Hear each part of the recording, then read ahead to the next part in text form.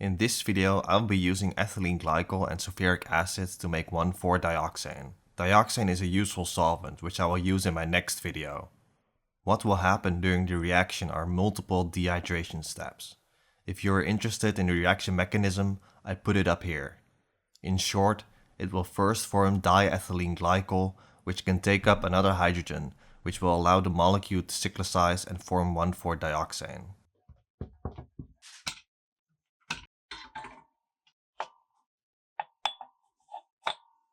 So to start off, I add 300 ml of ethylene glycol to the flask.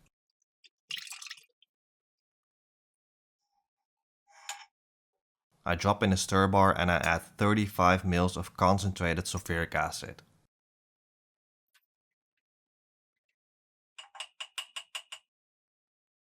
Then I set it up for a regular distillation.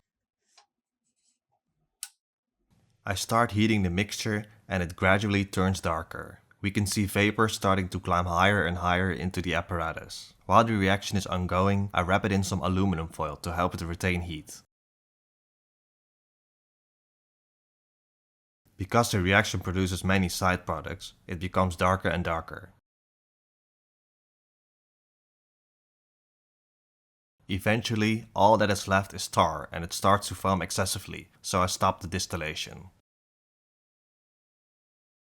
So this is the final distillate, which contains water, dioxane and various side products. To destroy some of the side products, I add in 10 ml of concentrated sulfuric acid. This will cause some of the side products to convert into compounds with a lower boiling point, which will make removing them easier. Now I add in a stir bar and I set it up for a fractional distillation. I heat the mixture and start distilling over everything up until 84 C. This will contain most of the impurities. Because I left some sodium hydroxide solution in the receiving flask, the impurities started to polymerize, which is why it has changed color. Since I will discard of it anyway, it can be destroyed the moment it is distilled off. I swap out the flask and start collecting the water dioxane azeotrope, which will start coming over around this temperature. I keep distilling until the thermometer reaches 94 C, and then I stop the distillation.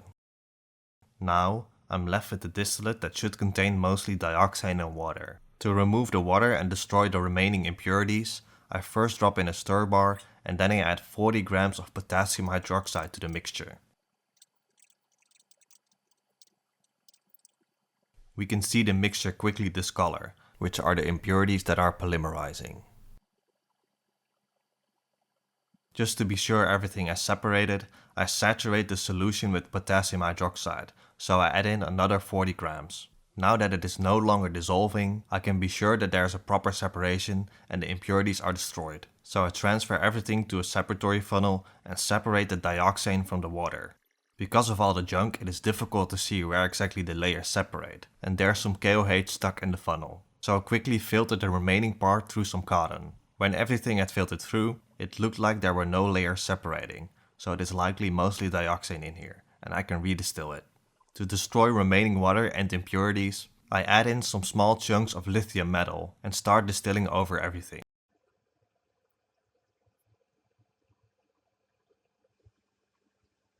After basically everything had come over, all that is left is some solid junk, so I stop the distillation. So now I am left with what should be mostly pure dioxane. The yield turned out to be 30%. I'm not sure what the yield was of the original protocol, but it was probably higher since I'm the king of low yields. I transfer all of the contents to a bottle containing some molecular sieves. Since I will use it very soon, I will not add any inhibitor to it. But if you were to store it for a longer time, it is better to do so. In my next video, I will use this dioxane for making sodium metal.